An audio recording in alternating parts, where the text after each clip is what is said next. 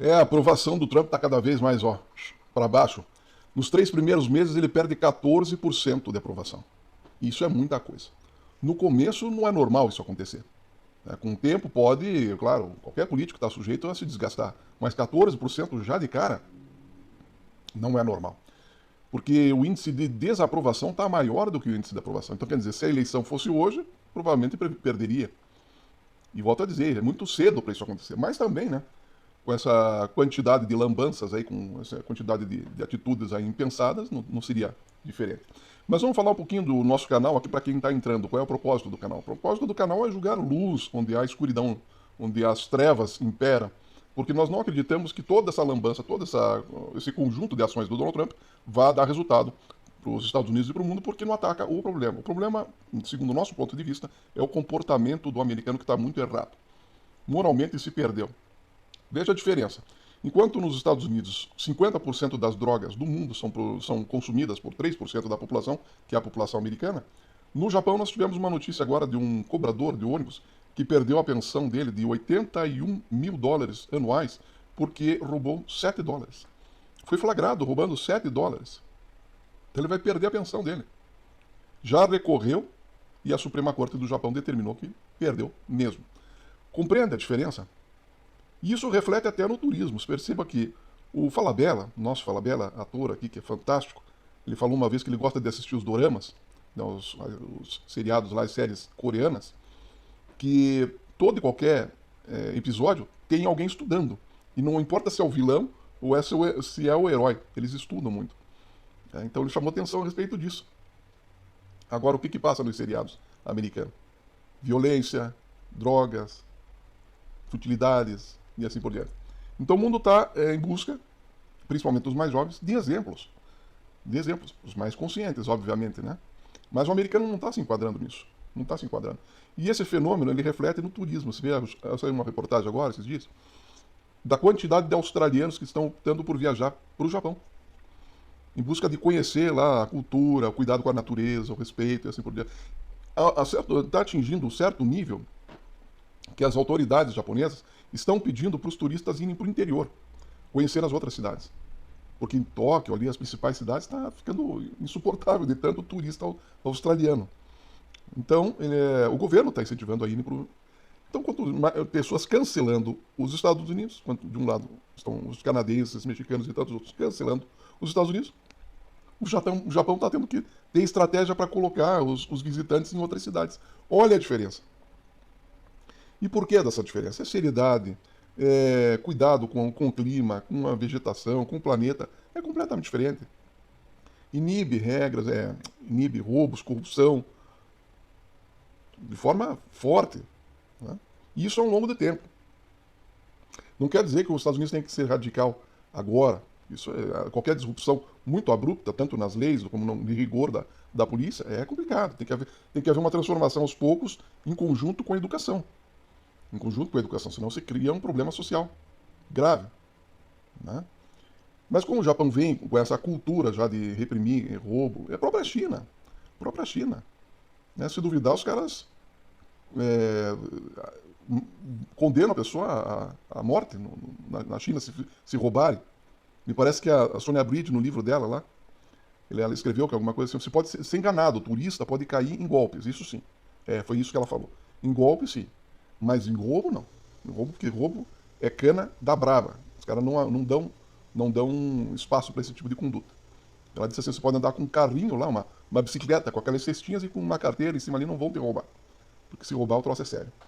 Mas volto a dizer, já que os Estados Unidos estão nesse problema tão grave aí, né, tem que haver uma transformação gradativa. Então, apertando a lei e, na mesma proporção lá, dando educação. Assim. Mas não essa disrupção aí que está acontecendo. Isso aí é complicado para todo mundo. Então o Trump está com essa questão aí de desaprovação e está aumentando muito. Mas por quê? Porque ele diz o seguinte, ele diz que o chinês não sabe como negociar. Tá? Ele acusa o chinês que o chinês não sabe negociar. Nesse tipo de negociação que ele faz, de gritaria, de bravata, de colocar lá em cima para depois chegar onde ele quer, isso aí o chinês... Não é que o chinês não saiba, ele não entende isso como uma coisa de adulto. O chinês olha assim, o que é isso? Não estou entendendo. Isso não é uma atitude de adulto. Né? Então fica difícil para ele. E o chinês provavelmente olhe para o Trump e diga assim, ele não sabe ser gentil. Ele não sabe ser adulto.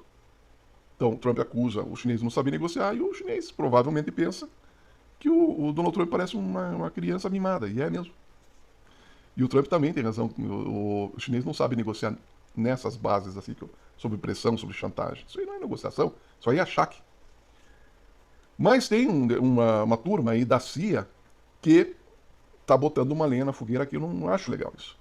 E quando eu digo os caras que mandam realmente na situação lá, e mandam até no presidente da República, tem muita gente na CIA que é isso. Por que ficar instigando? Por que ficar jogando lenha na fogueira? Por que fazer isso? Não precisava. Essa declaração do diretor da CIA agora dizendo que a China representa o maior adversário de todos os tempos, né? E que nós precisamos manter a China em segundo plano. Para que esse tipo de declaração agora que está todo mundo precisando de diálogo e consenso? Obviamente chega essa declaração lá no Partido Comunista Chinês e os caras pensam assim, não vai adiantar a gente negociar. Porque o pensamento deles é um pensamento de manter a gente em segundo plano. Até quando? Eternamente, até quando? Por que esse tipo de conduta?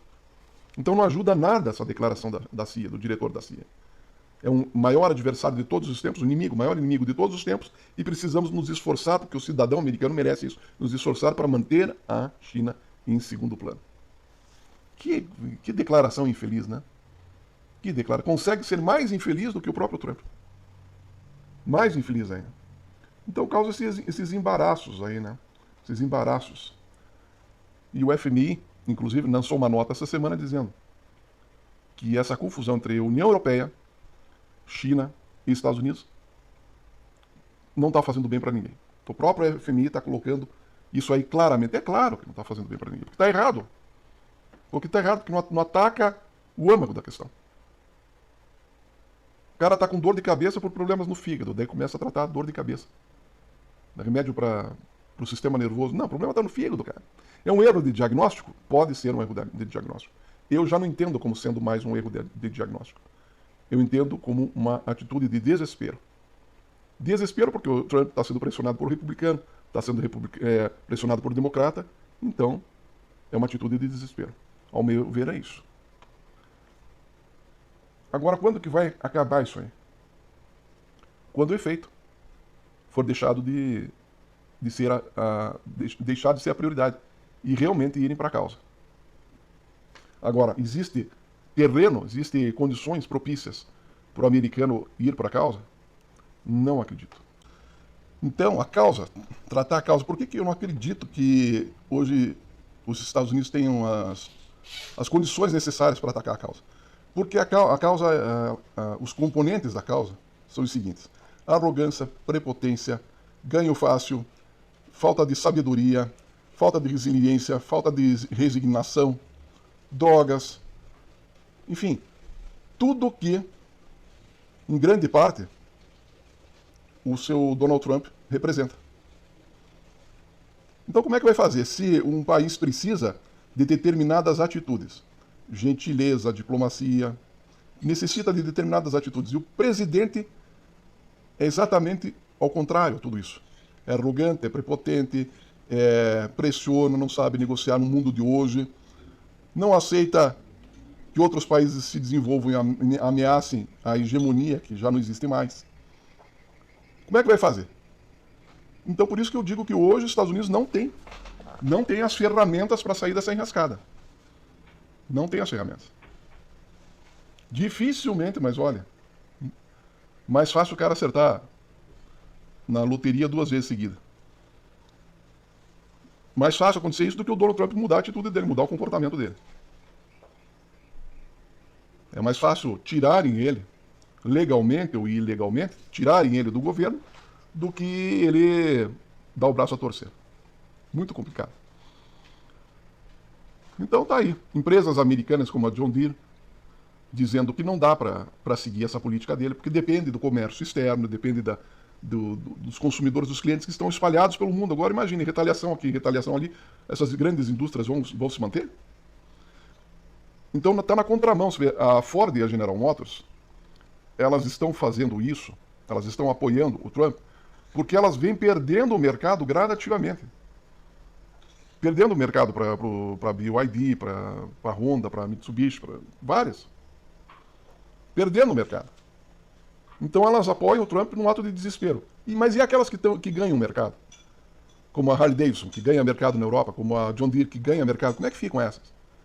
Então, por conta de uma meia dúzia ali, que querem se agarrar, né, uma situação de protecionismo para tentar perpetuar a sua fortuna, para ganhar mais tempo, porque a morte é certa dessas empresas. Ford, General Motors, é uma morte certa, não tem como. Principalmente desse jeito, querendo produzir dentro dos Estados Unidos. Se elas produzindo fora já estão tomando essa invertida, agora imagine dentro, em que o custo de produção é muito mais alto, a mão de obra é muito mais cara. E ainda com aço mais caro, com alumínio mais caro, como é que fica? Impossível. Impossível.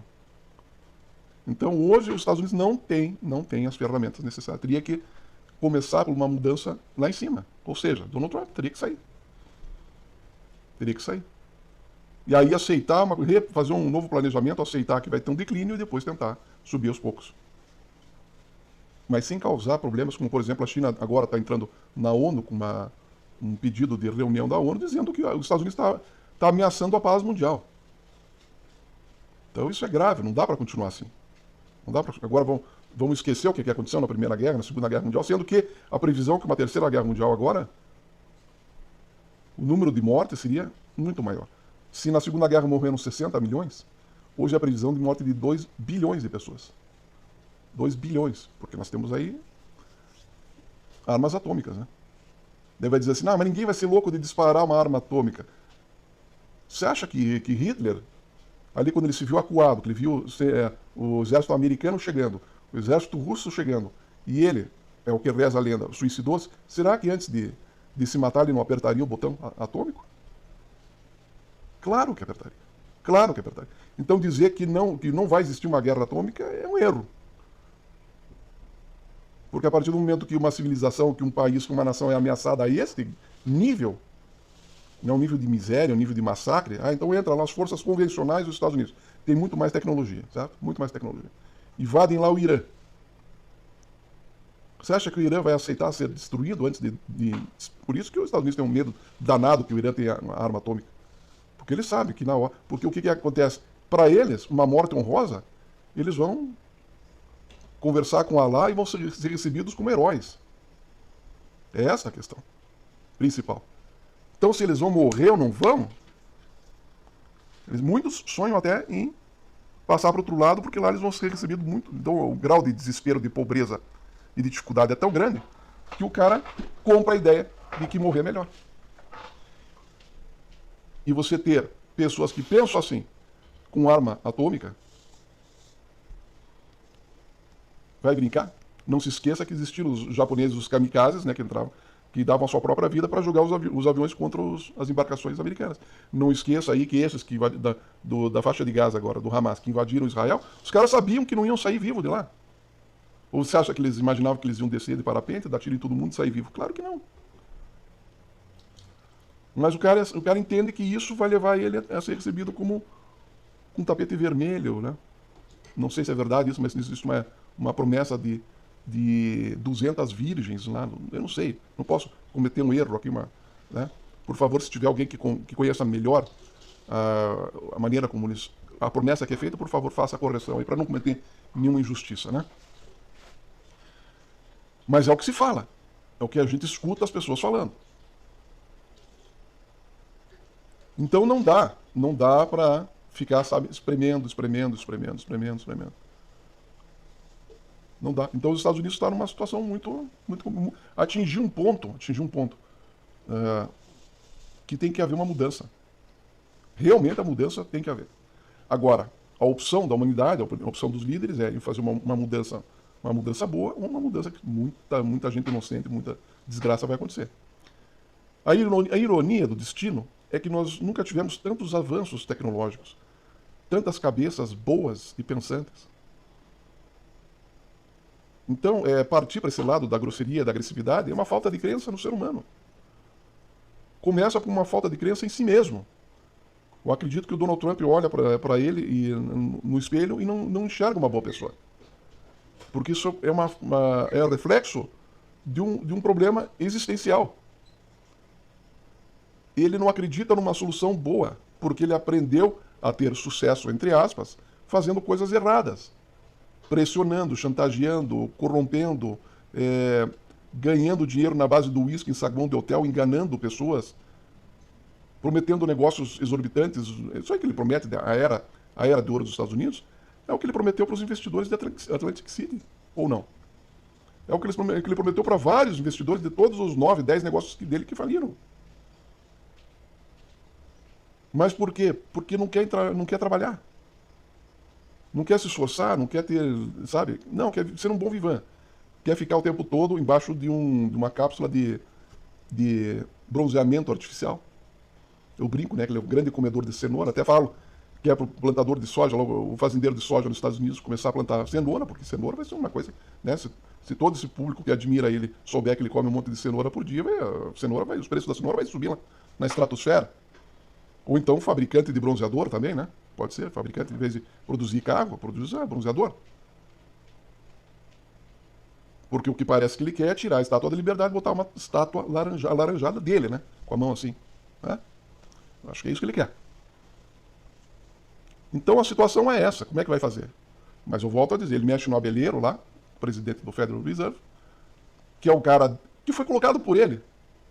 Eu acho que bate um arrependimento de primeiro mandato, porque ele diz assim, eu não consegui fazer o que eu não consegui botar a minha essência. Ele não aceitou que ele perdeu a eleição para o Biden. Então agora ele está dizendo, eu vou para tudo ou nada. E acho que o tiro na orelha deve ter afetado alguma coisa a mais na cabeça dele.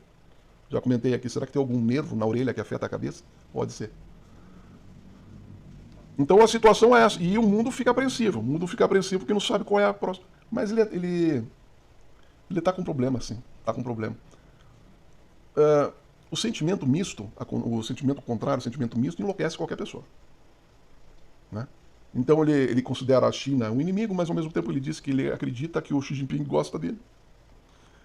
O Xi Jinping deve amar ele. O Xi Jinping deve ter um retrato do Donald Trump comendo cenoura no quarto dele. Ele deve se ajoelhar todo dia e dizer, Donald Trump, muito bem, você é um cara legal. Ah, com certeza.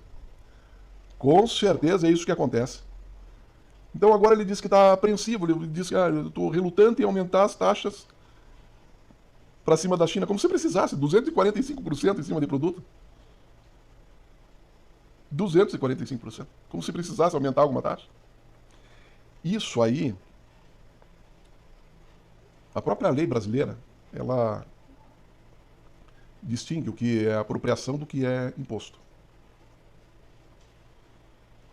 Então não pode, isso aí está claro, se pegar na Constituição, eu não conheço bem a Constituição americana, mas deve ter algum amparo legal para barrar isso. Porque isso não tem característica de imposto, não tem característica de tarifa. Isso tem característica de arma.